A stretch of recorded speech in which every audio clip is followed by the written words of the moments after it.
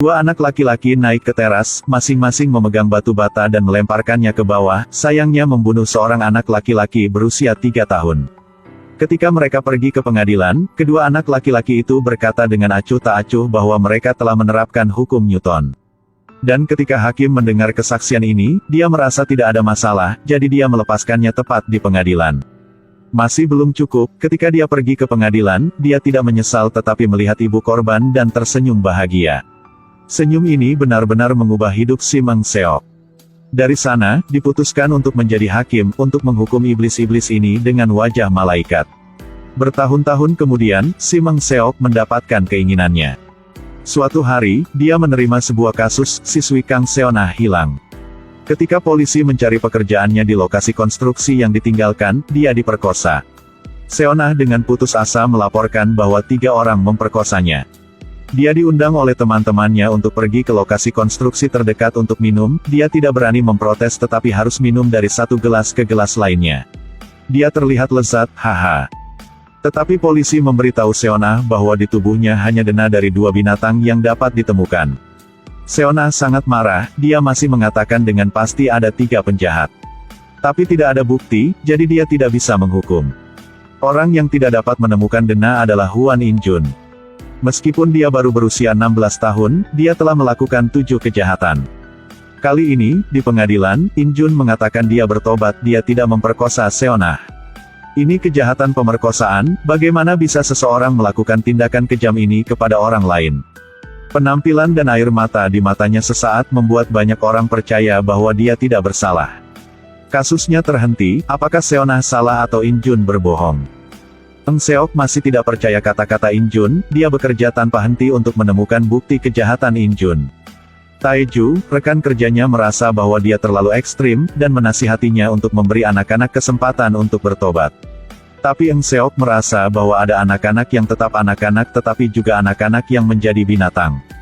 Jangan terlalu percaya apa yang mereka katakan, setengahnya adalah kebohongan. Anak-anak juga memiliki martabat dan hak asasi manusia. Apa yang salah dengan mereka? Dia pergi ke lokasi konstruksi yang ditinggalkan itu, dengan cermat memeriksa setiap detail dari setiap sudut dan celah. Tapi masih belum panen, tepat saat dia akan pergi, sebuah mobil perlahan berhenti.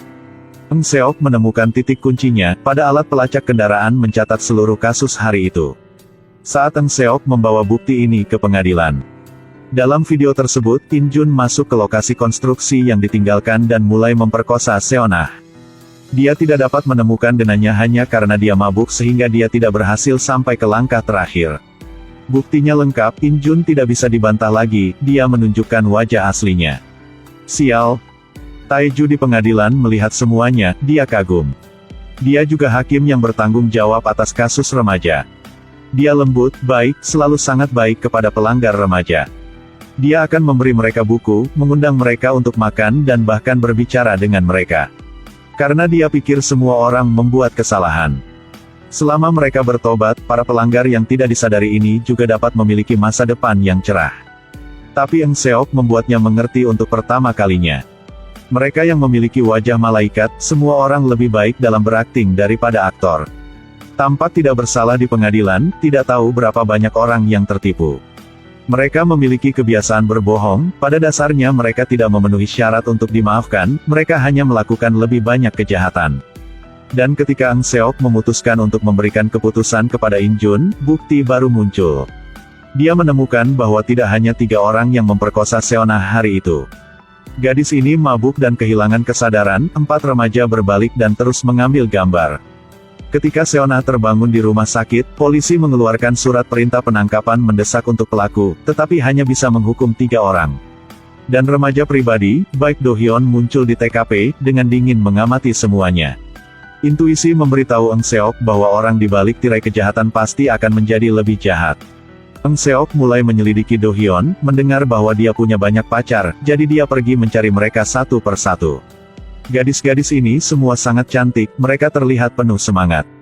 Tapi saat menyebut Do-hyun, mereka semua menunjukkan kepanikan. Gadis-gadis itu memberitahu Eng Seok bahwa Do-hyun mendirikan kelompok pelarian yang berspesialisasi dalam menerima gadis-gadis yang tidak ingin pulang. Tapi dia bukan orang baik, dia memaksa gadis-gadis untuk menari telanjang, dan dia di belakang syuting dan mengambil gambar. Kemudian, jual video dan foto gadis-gadis itu ke web gelap. Bahkan menggunakan hal-hal itu untuk mengancam para gadis. Setelah cerita selesai, dia tidak hanya tidak memberi mereka uang, sebaliknya, dia memukuli gadis-gadis itu. Eng Seok setelah menyelidiki Do Hyun menemukan bahwa keluarganya sangat kaya. Tidak ada kekurangan uang di rumah, jadi permainan itu adalah hobinya. Eng Seok telah bekerja selama bertahun-tahun di posisi ini, telah melihat banyak jenis kejahatan. Dia tahu seseorang seperti Do Hyun tidak memiliki kemanusiaan dan tidak akan bertobat. Dia segera melaporkan polisi dan masuk ke rumah Do Hyun. Gadis-gadis itu memberitahunya, dia memiliki banyak gambar sensitif di komputernya. Dia baru saja akan menyalin data itu ketika Do Hyun menemukannya. Dia tertawa terbahak-bahak. Dia memukuli Eng Seok sekali dan mengeluarkan pisau lipat dan menikamnya tepat di lengan. Dia menekannya begitu erat sehingga dia ingin mencekiknya sampai mati. Tepat ketika Eng Seok akan mati, polisi tiba. Karena Hyun panik dan lari, Eng Seok menahan rasa sakitnya dan berdiri. Dia menahan rasa sakit melihat sekeliling ruangan, hanya untuk menemukan bahwa ada sepatu di sini. Sepatu ini semua milik korban, para mesum punya hobi mengoleksi barang-barang korban. Do Hyun juga. Dan sepatu itu bisa menjadi bukti yang meyakinkan. Tatapan Eng Seok tegas, kali ini pasti akan membuatnya berhadapan dengan hukum. Dia tidak punya waktu untuk membalutnya, seluruh tubuhnya berlumuran darah dan dia kembali ke pengadilan. Dia ingin segera menentukan kejahatan Do Hyun, tetapi atasannya mengatakan kepadanya bahwa dia tidak boleh berpartisipasi dalam kasus ini. Ternyata dua anak laki-laki yang membunuh anaknya di masa lalu adalah In Jun dan Do Hyun. Atasan merasa bahwa Eng Seok telah berusaha keras dalam kasus ini hanya untuk membalaskan dendam anak-anaknya. Jika hakim membawa emosi ke dalam persidangan, penilaian tidak lagi objektif. Mengenai keputusan ini, tentu saja Eng Seok tidak rela, Taeju juga menasihatinya untuk tidak terlibat dalam kasus ini. Jika kamu ikut campur, kamu akan diturunkan pangkatnya. Kamu pikir aku takut akan hal itu? Cara mereka merawat mereka tumbuh membuatku semakin takut. Keesokan harinya, Eng Seok mencari atasannya lagi berharap bisa mendengar kasus ini. Tapi dia bilang dia akan mengambil alih kasus ini. Eng Seok dan dia adalah orang yang sangat berbeda. Di Korea, setiap tahun lebih dari 30.000 remaja melakukan kejahatan, tetapi hanya ada 20 hakim. Pengadilan tidak memiliki tenaga dan sumber daya untuk menangani para penjahat ini. Itu sebabnya dia lebih suka cepat dan tidak membiarkan segalanya menjadi lebih sibuk. Jika kasus ini jatuh ke tangannya, In Jun dan Do Hyun tidak akan dihukum berat. Sebaliknya, mereka kemungkinan besar akan dibebaskan di gedung pengadilan. Eng Seok mendengar bahwa atasannya ingin mendengar kasus ini, hatinya mati rasa.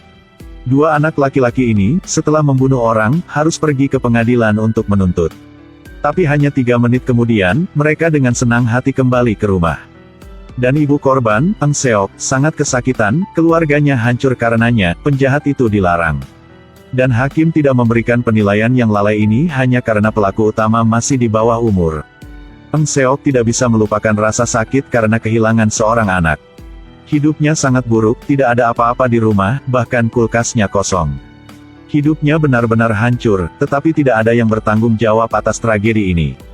Sejak saat itu, setiap hari dia tinggal di pengadilan lembur.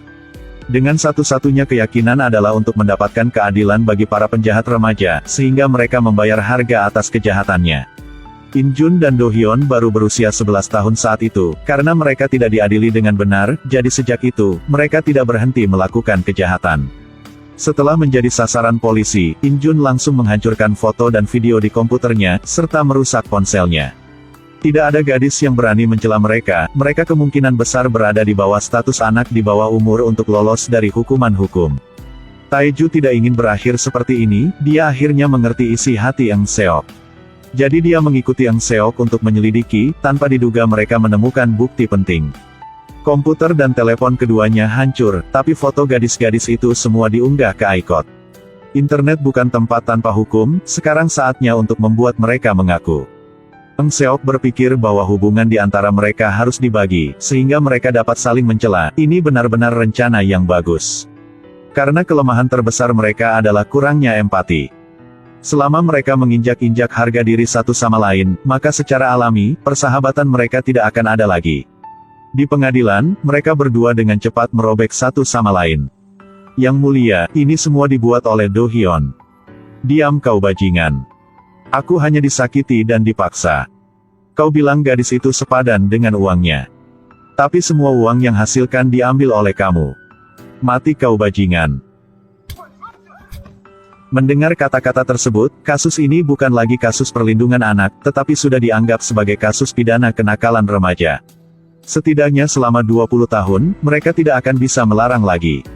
Tetapi bahkan jika mereka dituntut, masih ada banyak masalah yang perlu dipikirkan kembali bagi masyarakat.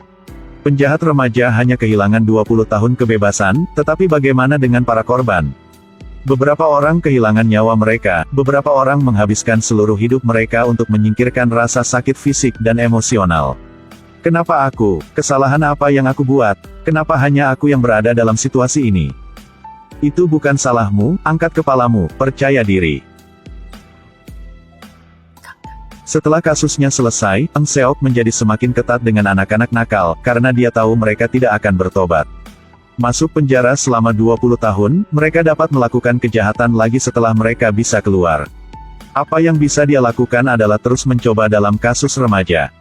Tapi kalau cuma dia saja, dengan syarat minimal orang taat hukum, tidak akan pernah cukup.